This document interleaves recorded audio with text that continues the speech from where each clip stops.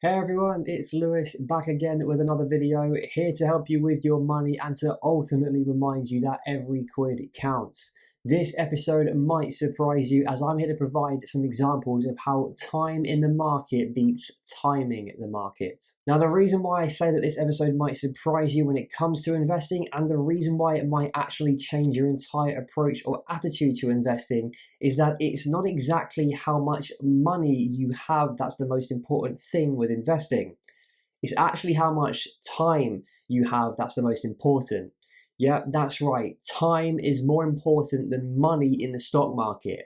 Why? I'll explain here, and I'll have two examples toward the end of this video to prove this. Now, I've briefly explained this before when I've said that investing is a long game.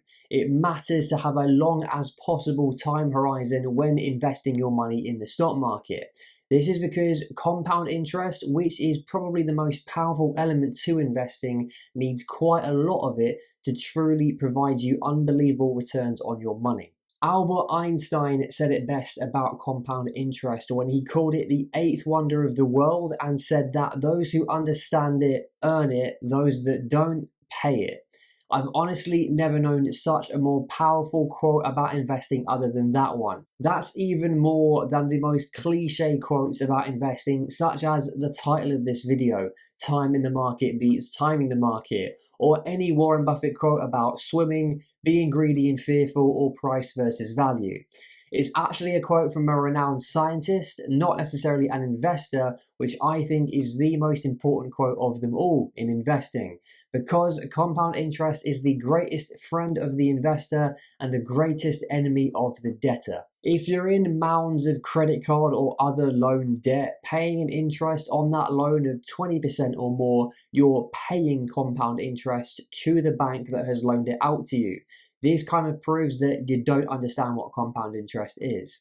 The principal of that loan, let's say it's $10,000 for example, is earning the bank loads of money each month in the form of that 20% plus interest, because you're not paying that balance off in full. And when you don't pay the balance off in full, it takes much more, you guessed it, time to pay that amount off, no matter how much money you earn. This is why if you're in debt, it's imperative to tackle this immediately before doing anything else with your money, as you're getting an immediate 20% plus return on your money when you're paying that debt down, and therefore paying less compound interest to make others richer as opposed to yourself. But in an ironic twist of fate, if you're an investor in that same bank instead, because you've been smart with your money, you're getting paid compound interest for owning that asset in the form of dividends and stock price appreciation over multiple decades.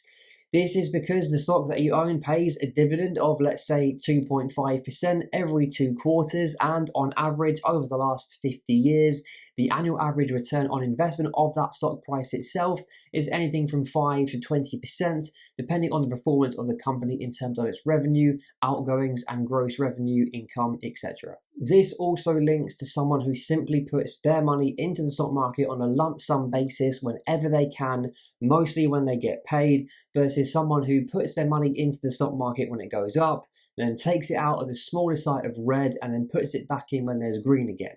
Compound interest won't be able to do anything for you if you keep yanking money out of the stock market and putting it back in every week. You're not going to get anything for that other than a headache and most probably a severe loss of your money over time, because no one can successfully time the market. However, just putting the money into the stock market one time and sitting on it for years and years and years will allow compound interest to work for you and in your favor. Basically, think of compound interest like a snowball. The longer you allow a snowball to roll down a snowy mountain hill, it gains more speed and, more importantly, more snow, and grows much larger faster. However, if you stop that snowball from rolling down the hill every 5 seconds, its momentum would come to a complete halt and would have to start all over again, and eventually when it completes its descent down the hill, it's no bigger than what it was when it started at the top of the hill. If anything, because it's actually more warmer down the hill, it's gotten smaller, as it's not had any time to work thanks to constant interruptions from people stopping it and playing around with it. So now that I've explained probably the most important element to invest in the form of compound interest, let's provide some examples of how time in the market beats timing the market. Some actual examples here of how allowing compound interest to do its thing over time will provide much better returns on your money than doing the complete opposite. In order to provide the first example, let's say hello to 3 new investors, and they are Olivia, Ashley, and David. And if you follow me on Instagram, you'll already know who these people are. Follow me down below in the description if you want to for more money related content. But in today's example, I'm going to expand a little more on these people's investment journeys and their stories to really drive the point home of this video today. So Olivia is just 18 years old and has just started her full-time working career. She's a junior admin assistant and earns $18,000 per year. Ashley, on the other hand, is 35 years old and is much more advanced in his career, earning $45,000 a year as an HR manager in that company's HR department. And David is the most advanced out of all 3 of their careers. He is a director of finance at the same company as Olivia and Ashley, and he earns a whopping $150,000 a year at 52 years old. In fact, here's a plot twist. Olivia is David's junior admin assistant. Bet you didn't see that one coming. All 3 of these people have decided today to invest 20% of their respective incomes until the traditional retirement age of 65 years old into a simple, low-cost S&P 500 ETF. Now, I explained ETFs in the last episode to this guide, so go ahead and watch that right here if you haven't already, and then come back to this video when you're done with that one. I'll see you back here in a little bit. As this ETF tracks the S&P 500, which is an index of the 500 biggest companies in America, it provides an average annual return of 12%, not adjusted for inflation. However, I will adjust the totals for inflation at a standard of 2% per year on average, so you can just see the real return on investment for these 3 people. So we've got 3 different people at 3 different ages and at 3 different levels of income, but all new investors at their respective ages investing 20% of their incomes. Now, before I go into any of these examples, considering just how much money they make and how old they are, who do you think will come out on top when they hit 65 years old? No cheating, don't skip ahead, but pause the video right now and comment down below with your answer. I want to know what you think. So firstly, for Olivia, with her income and time horizon, this amounts to $300 a month invested for 47 years. Ashley will be investing $750 a month for 30 years. And David is investing a whopping $2,500 a month for 13 years. Out of all 3, David is head and shoulders above the rest of how much money he has to invest. But Olivia has plenty more time than everyone else. This will certainly be an interesting result, so let's have a look at the basic result of this exercise. Let's start with David. So at age 65, he invested $2,500 a month for 13 years, and he ends up with $942,327. Adjusted for inflation at 2%, his real return is $728,450. Now that is not bad. That is not bad at all. Investing thousands of dollars per month over more than 10 years will provide you with over $500,000 for your retirement nest egg. But he had to invest $390,000 of his own money because he had left it much later in life to start investing, thinking that he'd get more for his money when he earned more money. When Ashley retires, his monthly investing at $750 a month for 30 years nets him $2.6 million. After inflation, his real return on that money, what he gets to keep, barring any taxes of course, is $1.4 million. Ashley retires a millionaire, investing just $270,000 of his own money to have over $1 million for his nest egg. Nice stuff, Ashley. Because he had 17 years more than David did, he was able to put himself away a lot less of his own money, but earn more because of the time horizon being longer. However, because Olivia decided to start investing just $300 a month at age 18, when she retires, just continuously investing that $300 a month until 65, not changing that amount and not even changing the amount that she earns every single year, she nets $8.2 million. Now, unfortunately, after inflation of 2% eats away at her money, she still gets to keep $3.2 million. So she retires a multi-millionaire, more comfortable than she could have ever thought possible when she was a young whippersnapper at age 18. That first $300 that she put away, it just simply seemed like a small dip in the ocean.